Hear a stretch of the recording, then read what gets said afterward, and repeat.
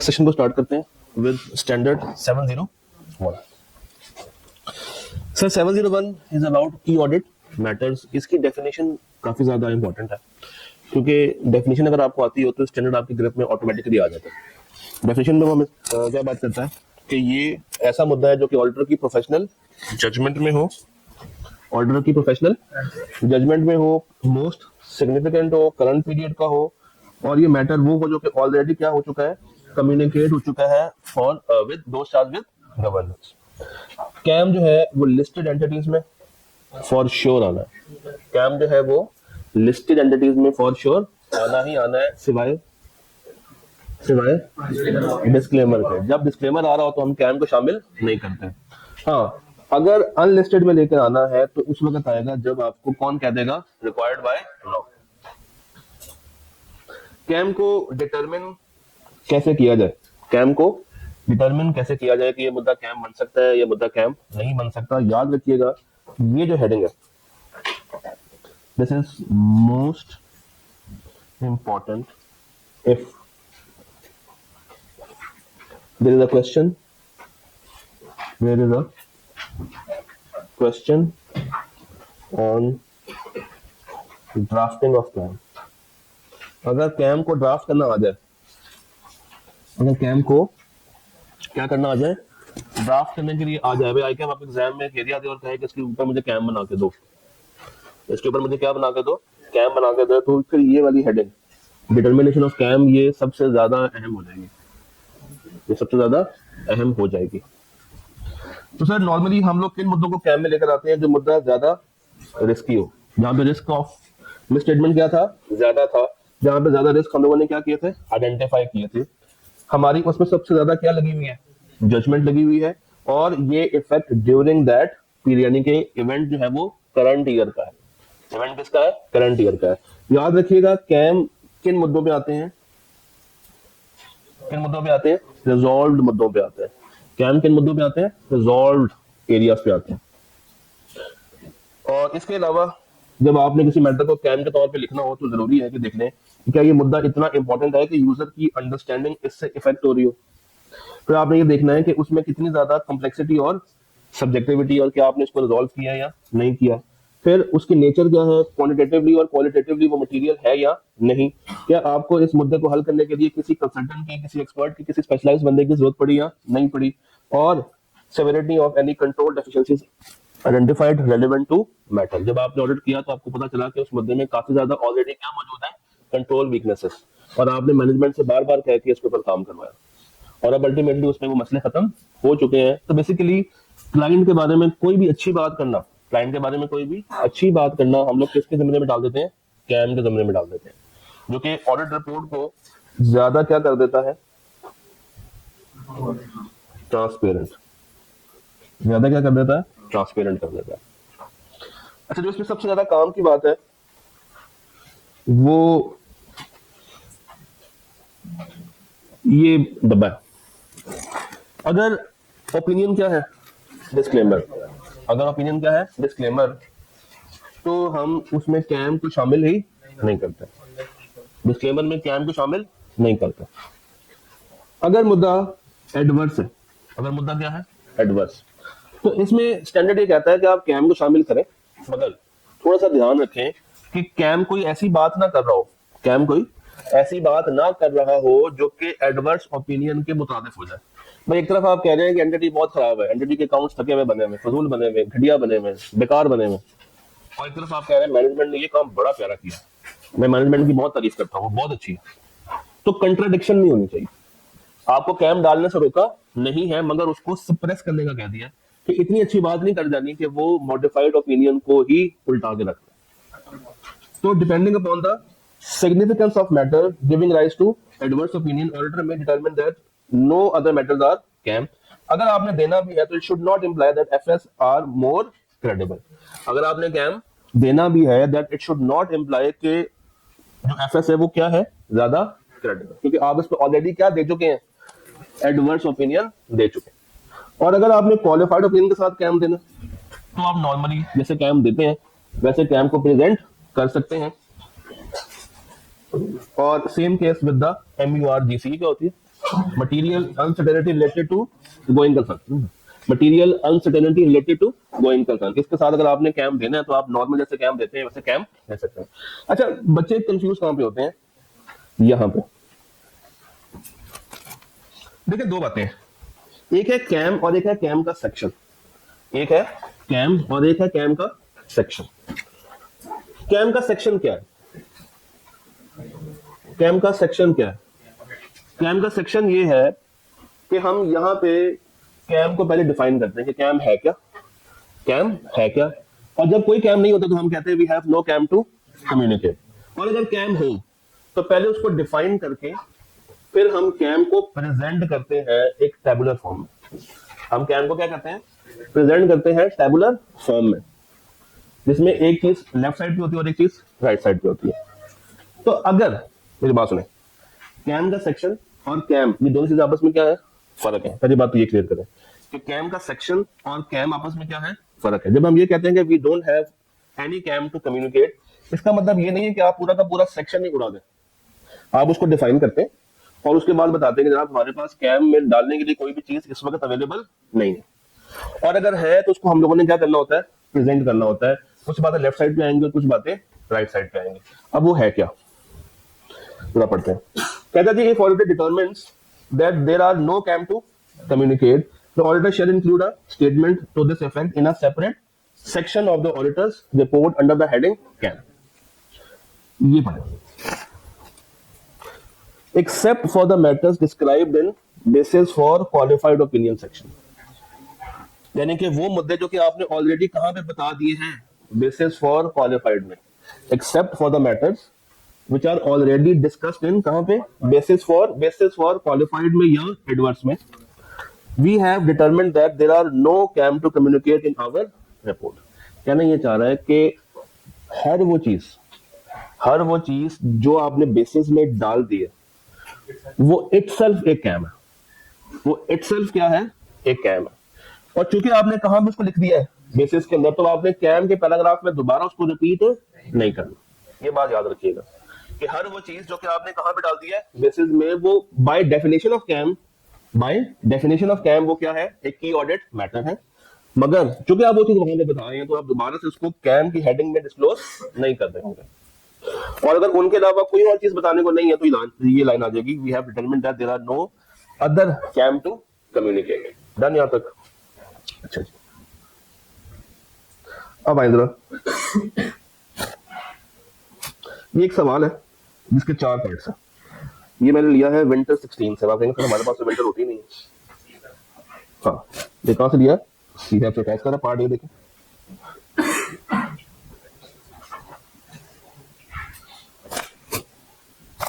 और इसका पार्ट ये देखें सर, क्या कह रहा है पार्ट ए, कहता है an adverse report is being issued in case of Munir limited. हम कौन सी रिपोर्ट दे रहे हैं, adverse. The draft report also contains a matter as key audit matter। पहले मुझे बताइए, एडवर्स में कैम आ सकता है, एडवर्स में कैम आ सकता है। बस हमने ये बात का ख्याल करना है कि उसकी क्रेडिबिलिटी को इफेक्ट ना कर। तो अगर मैं इसका सोल्यूशन आपको दिखाऊं, इसका सोल्यूशन पढ़िएगा। If one or more matters other than matters giving rise to an adverse opinion are determined to be CAM, it is particularly important that the description of such key audit matters do not imply that FS as a whole are more credible in relation to those matters than would be appropriate in the circumstances in view of the adverse opinion। आसान लफ्ज भी कहना चाह रहा है कि जो बातें आपने उसकी बेसिस में बता दी हैं, अगर उनके अलावा कोई और बात है जो कि आपके नजदीक इंपॉर्टेंट है, रिजॉल्व है, जो कि आप कैम में बताना चाहते हैं, आप जरूर बताएं। मगर ख्याल रखिएगा जो अल्फाज आप इस्तेमाल कर रहे हैं वो ऐसे नहीं होने चाहिए जो कि ओवरऑल एफएस को क्या बना दें, ज्यादा क्रेडिबल बना दें। पार्ट बी देखें।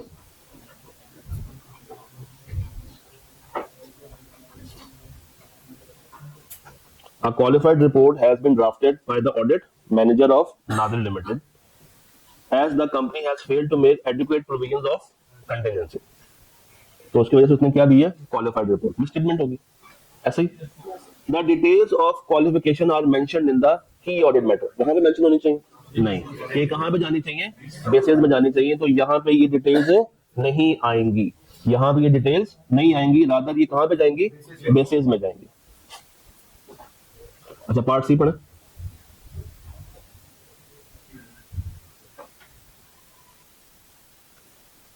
करंट पीरियड का होता है हमेशा, या प्रायर का भी होता है, करंट का भी होता है। तो इसमें वो क्या कर रहा है, the key audit matters section of the report of Zia limited includes details of key audit matters of only the current period, however the opinion has been expressed on current as well as prior year.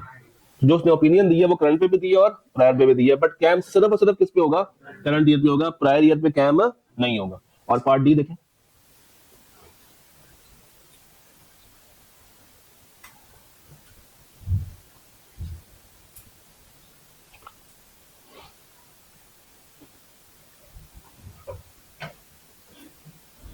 at one of the listed clients, investigation by a government agency against some of its staff members is in progress. Due to sensitivity of the matter, the management has requested you not to include such information.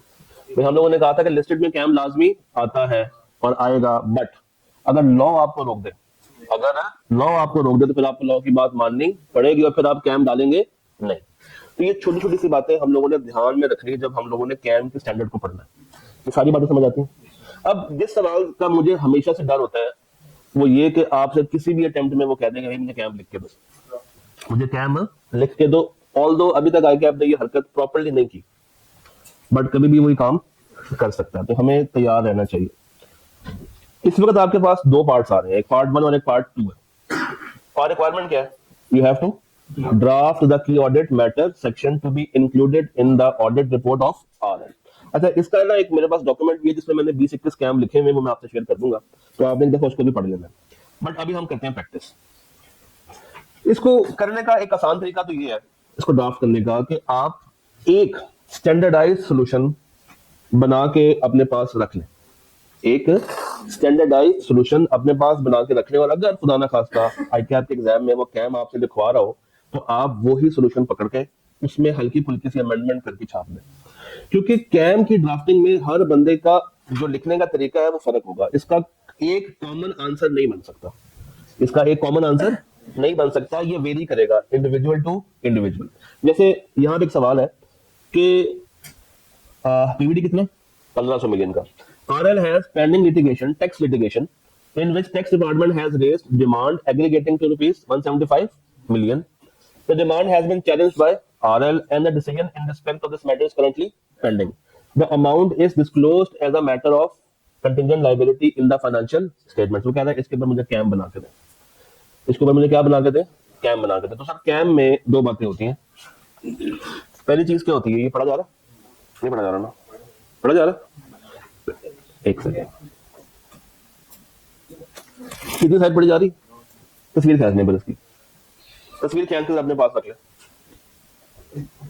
तस्वीर खींच ले।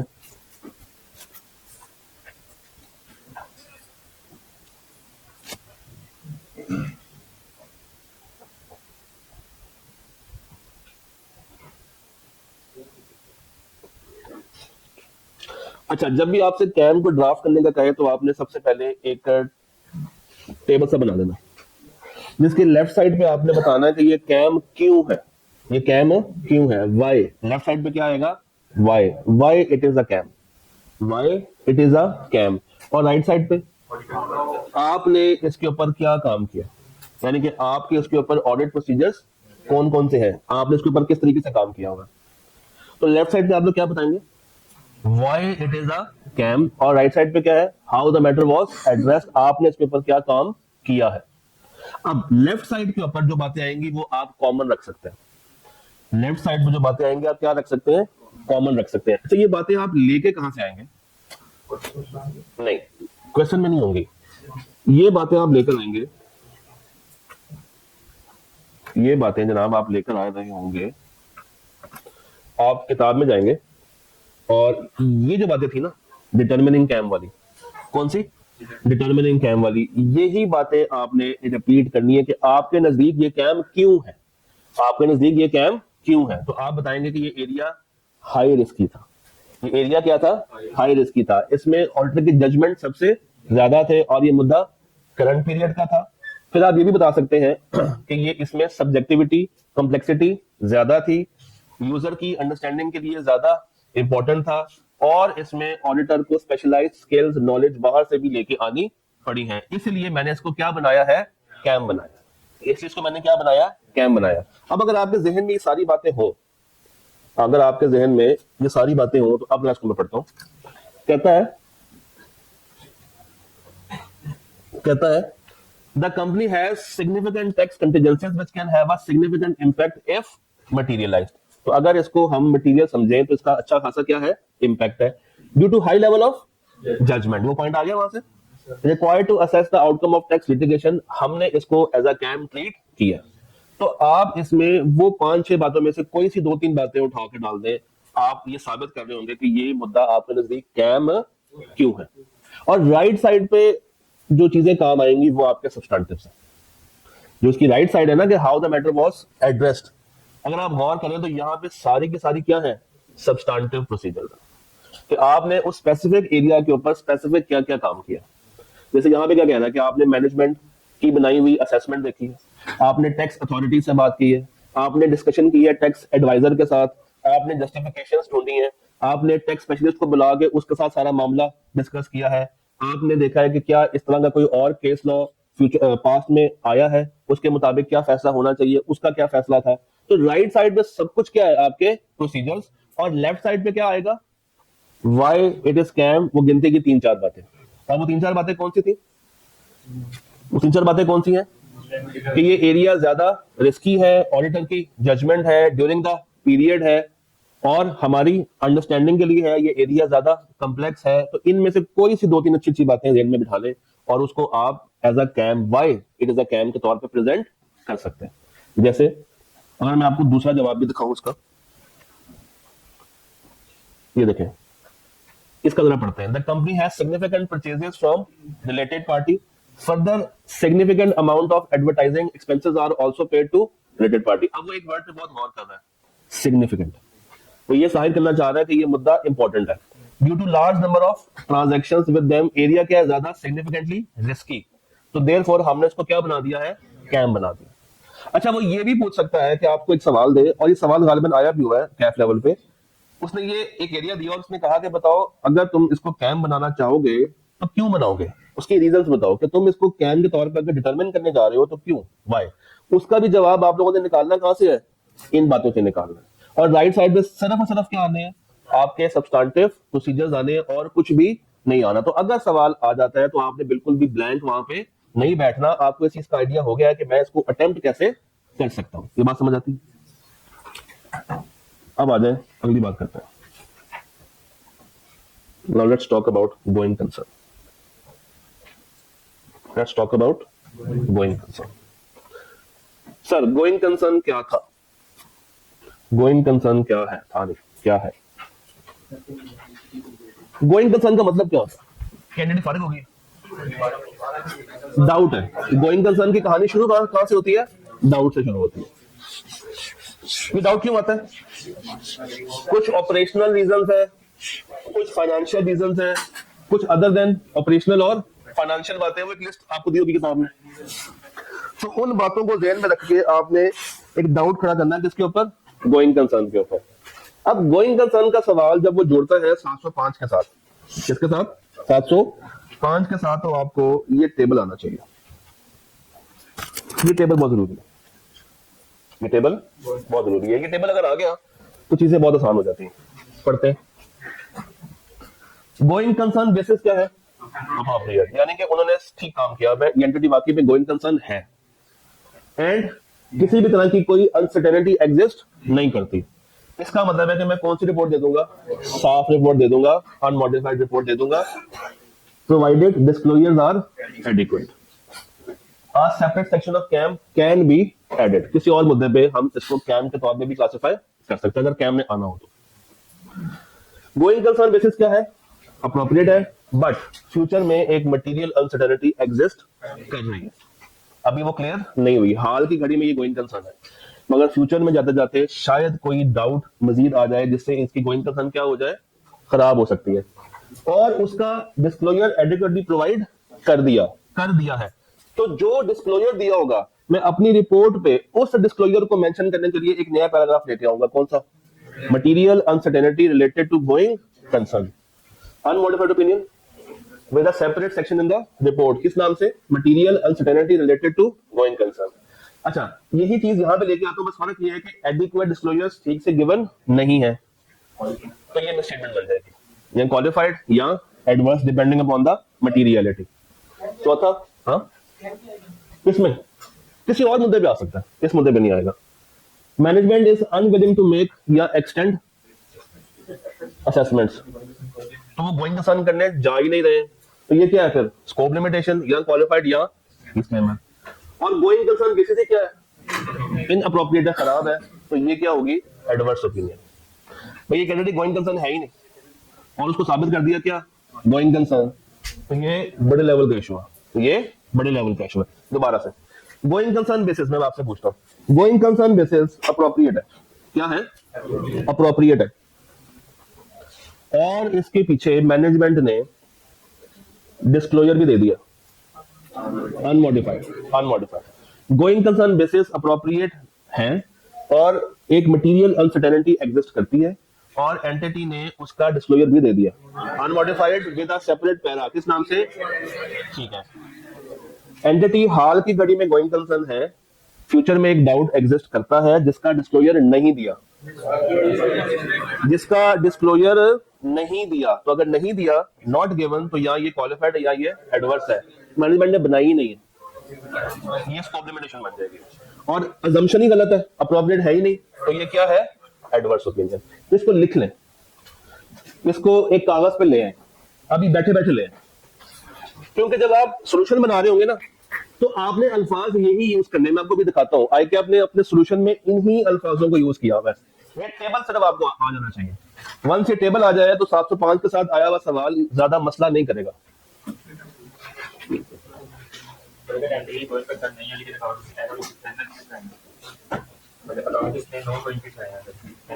अगर non going बनाया तो फिर तो ठीक है, फिर अनमोडिफाइड है।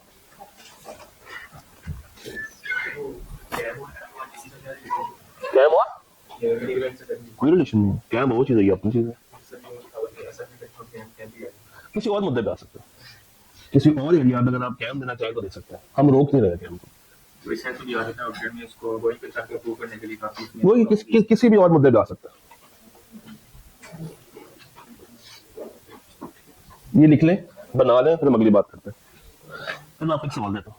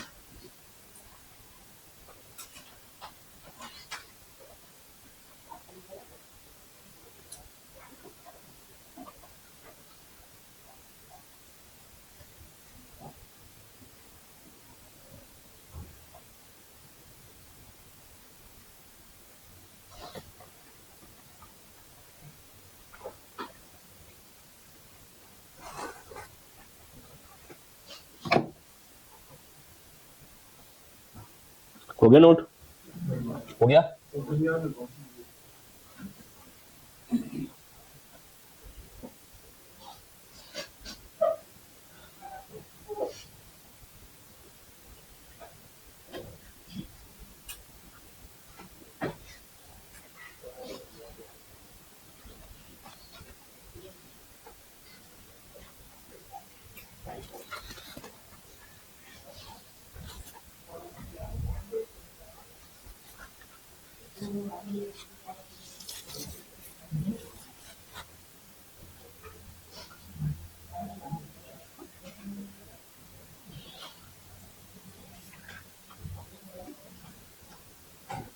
हो गया?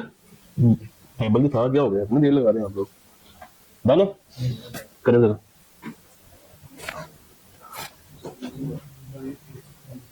स्प्रिंग 18 4 A का सेकंड। तसल्ली से करना है, जल्दबाजी नहीं है। कितने मार्क्स का है? 7 नंबर का है, तो आराम से करें, तसल्ली से करें। मैं आपको 10 मिनट दे रहा हूँ, जल्दबाजी नहीं करनी। टेक 10 मिनट्स और इसको सॉल्व करें। सवाल की रिक्वायरमेंट पढ़ते हैं। 7 नंबर का सवाल है, कहता है डिस्कस करें how you will deal with each of the above situations, यानी कि हमारे पास फिलहाल एक ही है, and the possible implication of the above on the audit report. तो हम लोगों ने डील करना है और उसकी क्या बतानी है, पॉसिबल इम्प्लीकेशंस। कहता है RL is involved in the manufacturing and supply of beverages throughout Pakistan through its plant situated in Lahore. Lahore में उसका एक प्लांट है। During the year, a fire occurred at RL's plant due to which a significant portion of the plant has been destroyed. यहीं पर रुके। इसने एक word use किया है सिग्निफिकेंट। क्यों? ये पता चले कि जो प्लांट तबाह हुआ है वो अब इस्तेमाल के काबिल एज सच नहीं रहा, एज सच नहीं रहा। अच्छा, the management has written off the plant and recorded an insurance claim amounting to ₹400। Return of value क्या है? 390। जिस टाइम पे आग लगी उस टाइम पे इसकी WDV क्या थी? 390। और इंश्योरेंस क्लेम कितने का है? 400 का। क्या एक क्लेम आ गया है? नहीं आएगा, आएगा नहीं आएगा अभी कुछ पता नहीं है, तो उसको मैं क्या नाम दूंगा? अनसर्टेनिटी। ये uncertainty. RL is negotiating the purchase of another plant। देखिए, कंपनी एक और प्लांट लेके आना चाह रही है, इसका मतलब ये है कि कंपनी अभी भी गोइंग कंसर्न है। कंपनी अभी भी क्या है? गोइंग कंसर्न है। और नीचे उसने आपको बता दिया है प्रॉफिट बिफोर टैक्स वो कितना है? 300 का। PBT कितना है? 300 का। सर, सबसे पहले आप लोगों ने ये बताना है कि चूंकि आग लगी है, क्या लगी है? आग लगी और इससे सिग्निफिकेंट पोर्शन खराब हुआ है, तो यहां पे ऑडिटर को डाउट आ सकता है कि ये एंटिटी आगे चल भी पाएगी या नहीं। तो पहला पॉइंट लिखें जरा, पहला पॉइंट लिखें कि because of fire, because of fire, because of fire destroying a, because of fire destroying a significant portion of the plant, because of fire destroying a significant portion of the plant, auditor has a doubt, auditor has a doubt that whether the entity is going concern or not। Auditor के mind में क्या आ जाएगा? Doubt आ जाएगा कि ये लोग going concern है भी या नहीं। बिकॉज द, क्या लिखा है मैंने? Because of fire destroying the significant portion of the plant, auditor has doubt on whether the entity is going concern or not। लिख लिया? अच्छा, सेकंड पॉइंट लिखा। अब देखें, हमें डाउट है, हमें क्या है? डाउट। स्टेप 2 क्या होता है? नॉर्मली स्टेप 2 ये होता है कि हम मैनेजमेंट से कहते हैं कि हमें क्या बना के दो? असेसमेंट बना के दो कि क्या तुम लोग अगले 12 महीने सर्वाइव कर पाओगे या नहीं कर पाओगे। तो ये असेसमेंट के इंश्योरेंस क्लेम आएगा, ये मेरी जिम्मेदारी नहीं, किसकी है? एंटिटी की जिम्मेदारी। हमने क्या करना है? हमने उसके फाइनेंशियल कंडीशंस को इवेल्युएट करना है। हम लोगों ने क्या करना है? उसके फाइनेंशियल कंडीशंस को क्या करना है? इवेल्युएट करना है, और ये देखना है कि इंश्योरेंस क्लेम वाकई में मिलेगा भी या नहीं मिलेगा। इसकी असेसमेंट किसने करनी है? मैनेजमेंट ने करनी है। तो आगे लिखे, auditor will ask management, auditor will ask management to assess, auditor will ask management to assess about assess about insurance claim, assess about insurance claim whether they will receive or not, उनको मिलेगा भी या नहीं मिलेगा।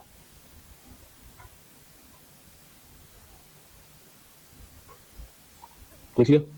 Third point लिखें, auditor shall evaluate, auditor shall evaluate, auditor shall evaluate financial condition of the company, auditor shall evaluate financial condition of the company and determine whether the insurance amount is sufficient to buy the new asset, and determine कि जो पैसा insurance से आएगा क्या वो sufficient होगा कि हम की एंटिटी वाले उससे नया एसेट खरीद सकें, whether the amount received from insurance is sufficient to buy the new asset, to buy the new asset। अच्छा, इसके लिए मुझे क्या देखनी पड़ेगी? Insurance agreement. मुझे क्या देखना पड़ेगा? Insurance agreement. अगला point, auditor will inspect insurance policy या इंश्योरेंस एग्रीमेंट। हाँ जी, मैं वही लिखवा रहा हूँ आपको। Auditor will inspect insurance policy या इंश्योरेंस एग्रीमेंट।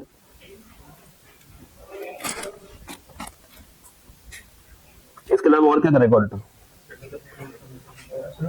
उनसे पूछ सकता है कि भाई वाकई में आप लोग इनको पेमेंट कर भी रहे या नहीं कर रहे, तो you can go for confirmations. Minutes of the meeting पढ़ सकता है, जो मीटिंग किसकी किसके साथ हुई होगी, एंटिटी की किसके साथ हुई होगी, इंश्योरेंस वालों के साथ हुई होगी, उसके मिनट्स पढ़ सकता है, जिससे उसको आइडिया होगा कि ये पैसे मिलेंगे भी या नहीं मिलेंगे। देखिए, मैनेजमेंट ने असेसमेंट देनी है, उस असेसमेंट को चेक किसने करना है? ऑडिटर ने। और चेक करने वाली बातें आपको दिखा रहा हूँ। कॉस्ट ऑफ न्यू एसेट अब उतने पैसों में पूरा हो रहा है या नहीं हो रहा? अगर नहीं हो रहा तो एंटिटी ने मजीद इसमें कितने पैसे डालने हैं, फिर क्या वो पैसे डालने की हालत में भी है भी या नहीं, ये भी उसने वेरीफाई करना कि इंश्योरेंस के पैसों से तो पूरा एसेट आने वाला नहीं है। इसके ऊपर एंटिटी ने क्या डालने होंगे एक्स्ट्रा पैसे, एंटिटी क्या फाइनेंशियल कंडीशन में है कि वो ऊपर वाले पैसों को एड अप कर सके। अच्छा, ये सब कुछ हो गया, ये सब कुछ हो गया, सारे काम हो गए।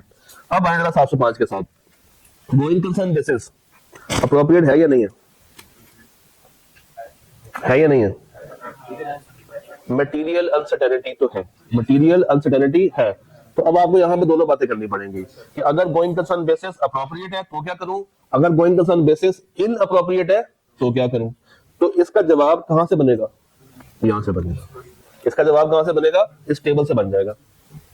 हाँ जी, अब मुझे बताइए जरा, अगर तो going concern basis in appropriate है, गोइंग कंसर्न बेसिस अप्रोप्रिएट ही नहीं है, तो इसका मतलब है कि जो अकाउंट्स बने हुए हैं वो ठीक नहीं है। और ये बड़ा मसला है, ये मटेरियल मसला नहीं है, ये मसला कौन सा है? परवेसिव। तो यहाँ पे मैं कौन सा ओपिनियन दे दूंगा?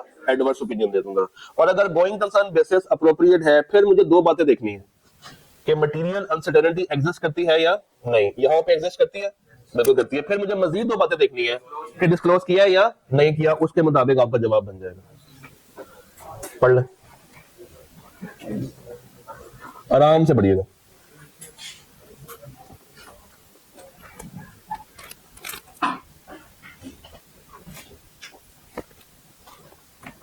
स्पेशली जो आखिरी का तीन बातें, ये पिंक, ग्रीन और येलो, ये सबसे ज्यादा जरूरी है।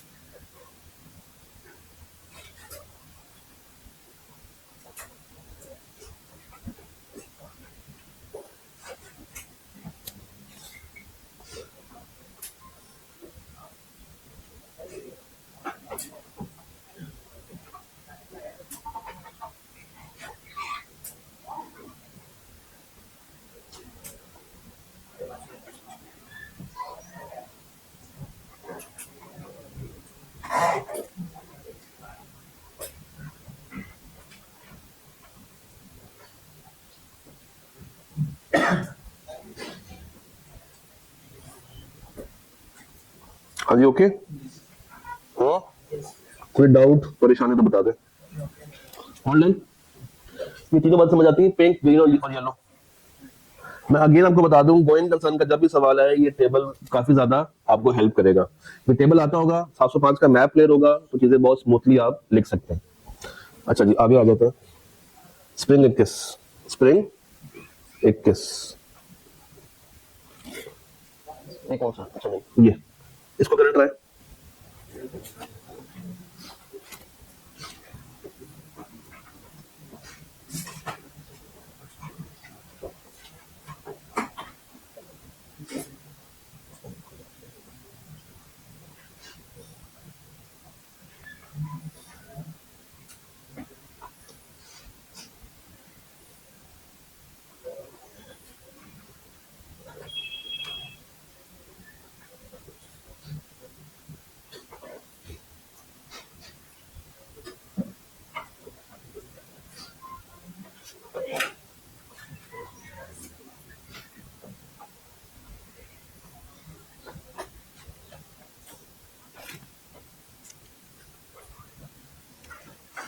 शाबाश, try out, try it out.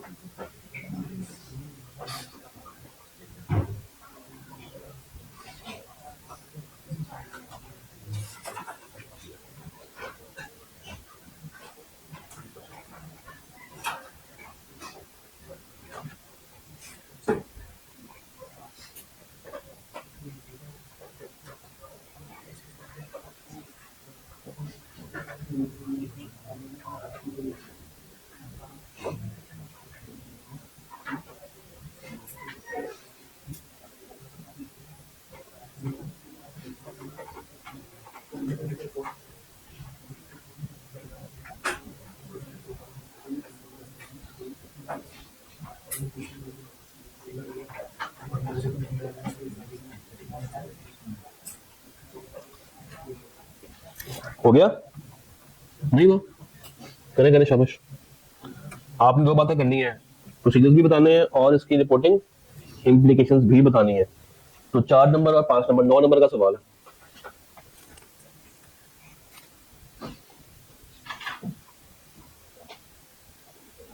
पहले पार्ट 1 करें फिर पार्ट 2। चलो पहले सिर्फ पार्ट 1 कर ले, पहले सिर्फ पार्ट 1 कर ले। पार्ट 1 कौन सा है? एलरॉन पाकिस्तान लिमिटेड। हाँ, ये कर लें जरा।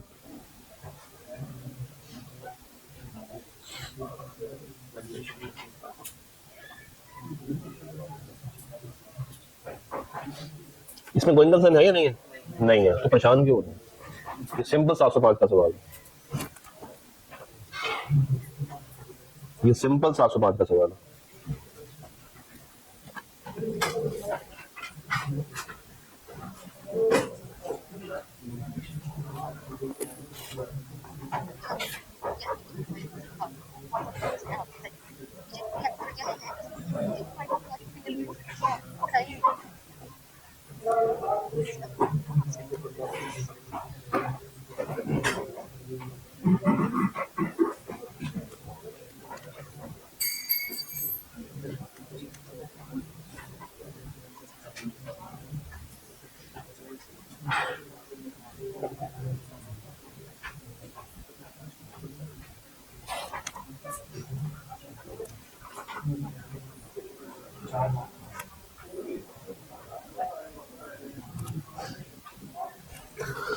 हाँ जी बॉस, कितने का है मसला? 20? तो मटेरियल लग रहा है मुझे, परवेसिव तो नहीं है। अच्छा, अगर मैनेजमेंट एनआरवी की एडजस्टमेंट रिकॉर्ड कर दे फिर कोई सी ओपिनियन दूंगा अनमॉडिफाइड, और अगर वो रिकॉर्ड ना करे तो फिर देखना है कि मटेरियल है या परवेसिव है, और हमें लग क्या रहा है ये क्या है मटेरियल। तो ये तो सिंपल सवाल था, क्योंकि मसला नहीं है। पार्ट 2 करें, ये वाला पार्ट 2 करें, इसमें गालिबन गोइंग कंसर्न होगा। हाँ इसमें है, पार्ट 2 करें।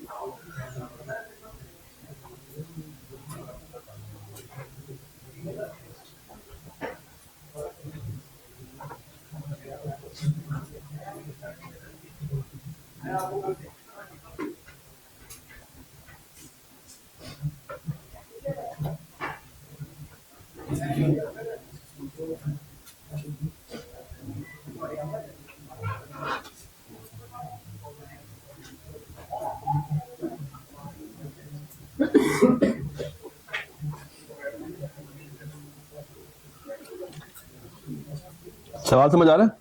हो क्या रहा है? करे शाबाश, करे करे।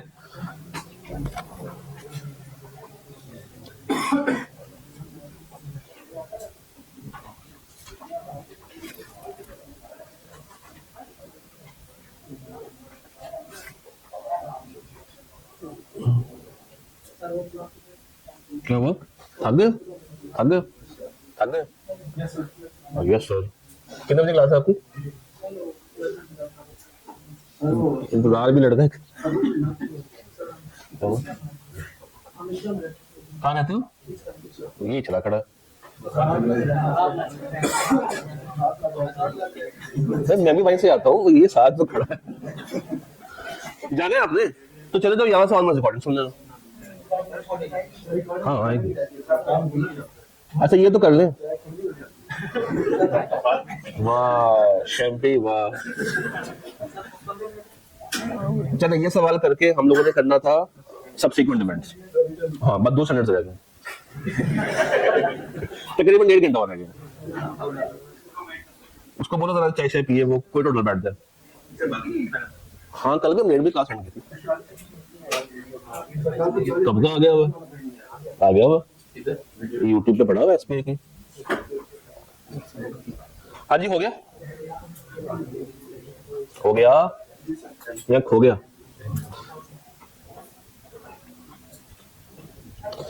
देखिए कुछ आपका जवाब ऐसा ही बनता। इसका येलो वाला पॉइंट पढ़िएगा, येलो वाला कहते हैं जी if there is uncertainty about the going concern और management is willing to fully disclose. जब मैनेजमेंट डिस्क्लोज कर रही हो तो उसको दिखाने के लिए हम कौन से पैराग्राफ की हेल्प लेंगे? Material uncertainty related to going concern.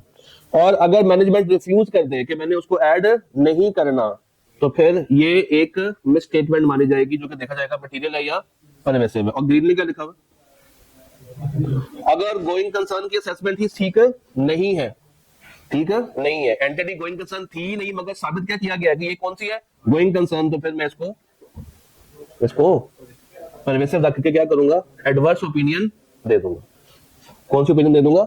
Adverse opinion दे दूंगा। डन। अब जरा गौर कीजिएगा, ये येलो पिंक ग्रीन और ब्लू ये चारों बातें वो सिर्फ कहां से पिक कर रहा है? उस टेबल से पिक कर रहा है। तो गोइंग कंसर्न में बेशक और कुछ ना याद कीजिए, वो टेबल आपको आना चाहिए फॉर सिनेरियो बेस्ड क्वेश्चंस। क्या आना चाहिए? वो टेबल आना चाहिए फॉर सिनेरियो बेस्ड क्वेश्चंस। हाँ जी उसने सारी बातें पूछी। देखिए ना सवाल ओपन था, सवाल ओपन था। और देखिए उसने भी हर बात में शुरू कहां से किया? If if if if. तो 4 इफ लगा दिए उसने। डन है हिम्मत?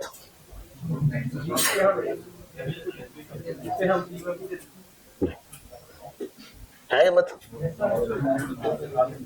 चले एक काम करते हैं, कल यहां से स्टार्ट लेते हैं। सबसीक्वेंट, रिटर्न और रिस्क।